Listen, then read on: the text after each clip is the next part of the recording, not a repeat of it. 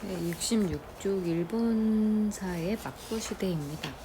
우리 가마쿠라 막부까지 중간고사 때 살펴봤는데, 가마쿠라 막부, 그리고 무로마치 막부, 에도 막부 전부 다 막부라고 하는 시스템을 가지고 있어요.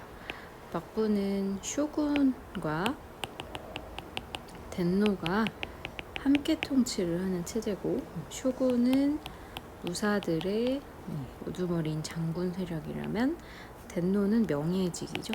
우리가 천황을 덴노라고 표현을 합니다.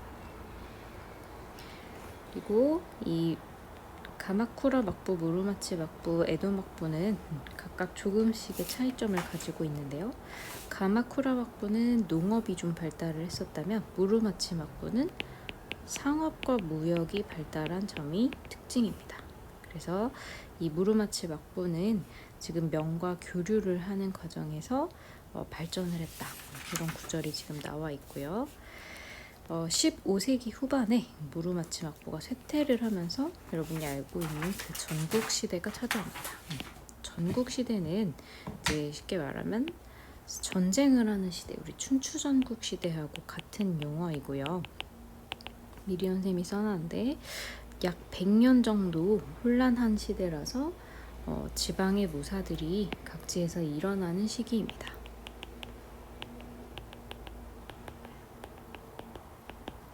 그래서 할거 여기저기서 일어났다 라는 단어이고요. 자, 그런데 이 사무라이들 중에 3명 정도 여러분이 알고 있는 사람이 있어요.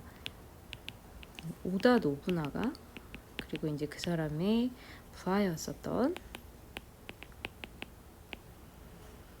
풍신수길이라고 하는 사람이죠.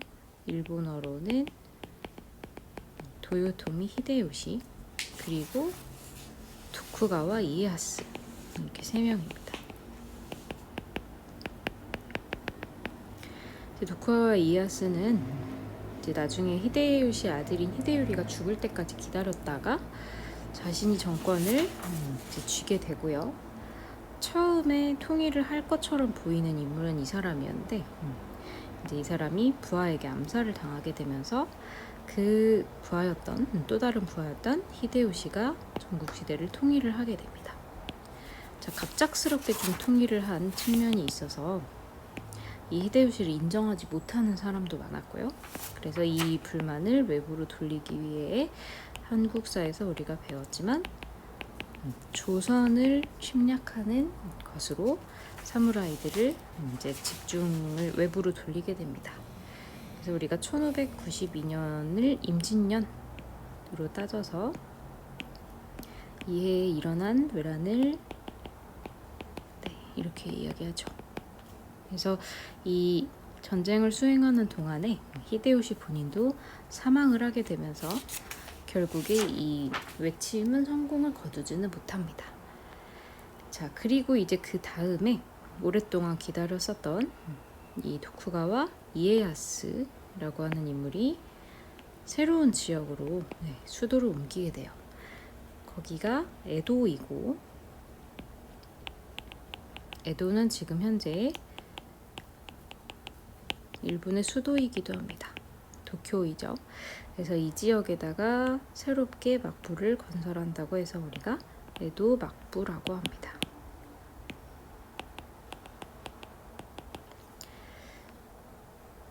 그래서 한 번 더, 지금 현재 도쿄 지역을 예전 이름으로 에도라고 부르고요. 막부는 물어보는 친구들이 많은데 군사정부라는 뜻입니다. 그래서 사무라이들의 우두머리인 쇼군이 총 지휘를 하고, 그 밑에 사무라이들이 이제 쇼군과 봉건적인 체제를 맺고 있는 그런 시스템이에요. 그래서 서양 유럽 중세 유럽에서 우리가 배웠었던 봉건제 시스템과 틀은 같은데, 이제 쇼군이 다스리는 땅이 있고, 그 다음에 사무라이들에게 나눠주는 땅이 있습니다. 그래서 직할지는 쇼군이 직접 관할하는 곳이에요. 아무래도 에도 부근이 되겠고요. 그 다음에 나머지 지방은 다이묘들에게 나눠줍니다. 다이묘는 한자로 영주라는 뜻이고요. 그래서 자기가 소유한 땅 안에서는 본인이 간섭을 받지 않고 통치를 합니다. 그래서 봉건제의 특징이 그대로 드러나죠. 자, 근데 일본의 어떤 봉건제는 어떤 특징을 가지고 있냐면 쇼군이 다스리는 막부가 있고 그 다음에 다이묘가 다스리는 번이 있습니다. 대신에 중세 유럽보다 훨씬 더 중앙 통제적인 성격이 강해서 1년에 한 번씩 이 쇼군이 시키면 도쿄로 쇼군을 만나러 가야 해요. 그 제도 이름이 산킨 고타이 제도입니다.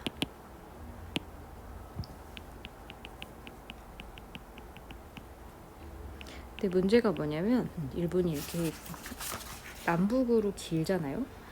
그래서 1년에 한 번씩이지만 이 에도를 방문하려면 굉장한 비용이 들어갑니다.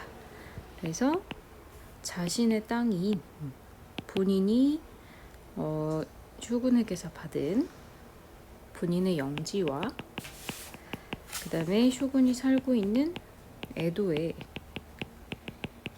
교대로 거주하는 제도라고 볼 수 있고요. 그 다음에 다이묘의 가족은 다이묘랑 같이 못 있고 인질로 에도에 머뭅니다. 그러면 쇼군에게 항의하거나 저항할 수가 없겠죠. 그래서 이런 방법을 통해서 지방 세력을 통제를 하고요.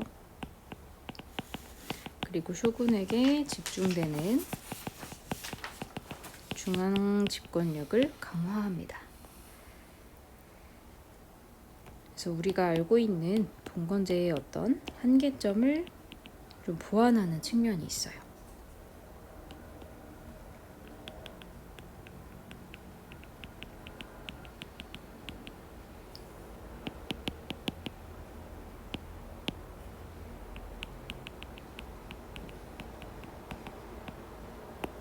자, 그리고 이제 외교적으로는 외국하고 교류를 좀 통제합니다. 그래서 우선은 당시에 서양에서 굉장히 강하게 들어오고 있었던 크리스트교를 좀 금지하고요. 대신 서양의 기술 부분 중에 필요했던 부분을 받아들이기 위해서 특별하게 네덜란드라는 국가와만 무역을 허용합니다. 그래서 당시 네덜란드 상인들이 들어오던 항구가 나가사키 항인데 책에 보시면 이 나가사키 본토에도 이제 들어오지 못하고 앞바다에 인공섬을 만들어요. 그래서 이 인공섬 이름이 대지마입니다. 대지마. 1641년에 네덜란드인들이 여기에 살게 하고 여기를 통해서 서양의 학문과 기술이 전해져 들어오게 됩니다. 그리고 이제 네덜란드를 당시에 한자로 란이라고 표기를 하는데 이 네덜란드 학문이라고 해서 난카쿠라는 이제 학문도 새로 생기게 되죠. 자, 그래서 에도 막부의 어떤 외교를 볼 수가 있고요. 이 난카쿠 부분이 이렇게 연결됩니다. 그래서 여기다가 난학을 한 번 더 적어주시면 되겠어요. 네덜란드의 과학기술을 다루는 학문이죠.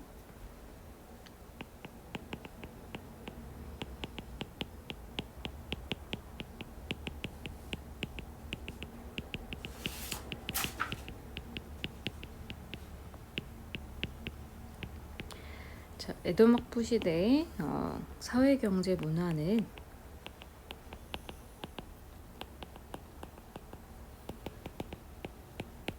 도쿄를 중심으로, 에도를 중심으로 전개가 되었는데요. 이 에도 막부 같은 경우에는 주인공이 상공업자들입니다. 그래서 일본어로 이 사람들을 존인이라고 해요. 그래서 존인이 주인공이 되는 문화라서 우리나라의 서민 문화처럼 존인 문화 이렇게 표현을 하고요. 주체가 존인이기 때문에 당시의 상업과 공업 발달, 그 다음에 이제 이들이 모여 사는 도시라는 공간, 그리고 이들을 묶어서 우리가 존인층이라고 표현을 합니다. 존인층은 방금 말씀드렸듯이 무역에 종사하는 사람들과 수공업에 종사하는 사람들로 구성이 되어 있고요. 이 사람들은 자신들의 이득을 보호하기 위해 같은 직업을 가진 사람들끼리 모임을 만듭니다. 우리가 이걸 이제 서양에서는 길드라고 표현을 했는데 동업조합이라고 적어주시고요. 자, 그리고 이제 외부에서 들어오는 문화들은 조선을 통해서 들어오는 문화, 그리고 서양을 통해서 들어오는 문화, 이렇게 나눌 수 있습니다. 특히 조선 통신사를 통해서는 당시에 명나라에서 발전을 했었던 성리학과 양명학이 수용이 되고요. 그 다음에 문화적으로 이 존인이 주체가 되어서 우리 수업 시간에 발표를 통해서 살펴봤었던 우키요에라든지 가부키라든지, 가부키는 연극이죠. 이런 문화들이 발달을 하고요. 특히 우키요에는 서양 사람들이 굉장히 좋아했다고 하는데 판화거든요. 이제 고흐 같은 경우가 이 우키요에 굉장히 열중을 했습니다. 그래서 이게 이제 서양 사람들이 그린 그림인데 지금 보시면 후지산이 나오죠. 그리고 가부키 배우도 등장을 하고 있고, 그래서 일본 문화에 당시 서양 화가들이 굉장히 매력을 느꼈던 것을 볼 수 있고요. 이거는 그리고 이제 틀이 있는 판화이기 때문에 대량으로 찍어낼 수 있었고 여러 장이 서양으로 수출이 됩니다. 그래서 일본의 문화를 알리는 큰 역할을 했죠. 가부키 같은 경우에는 남자 배우들이 화장을 하고 여자 역할까지 하는 그런 연극입니다. 존인 계층에게 큰 인기를 얻었고요. 틀이 딱 정해져 있어서 이걸 어기지 않는 작품을 많이 생산을 했습니다. 그래서 존인 문화의 대표적인 종류 두 가지로 우리가 이야기를 하죠. 자, 네덜란드 상인을 통해서 전래된 서양 문물 같은 경우는 조선술, 배 만드는 기술과 그 다음에 의학, 천문학 이런 것들이 있습니다. 그래서 일본 문화는 용어 중심으로 한번 살펴보시고요. 당시에 명나라, 조선과 함께 연계해서 발달하고 있었던 그런 경제적인 모습, 교류, 그리고 이제 67페이지에 슈인장이라고 하는 무역 허가증 나옵니다. 그래서 프린트에는 빠져 있는데 요 슈인장 무역 허가증이라고 하는 거 하나 더 봐두시기 바랍니다.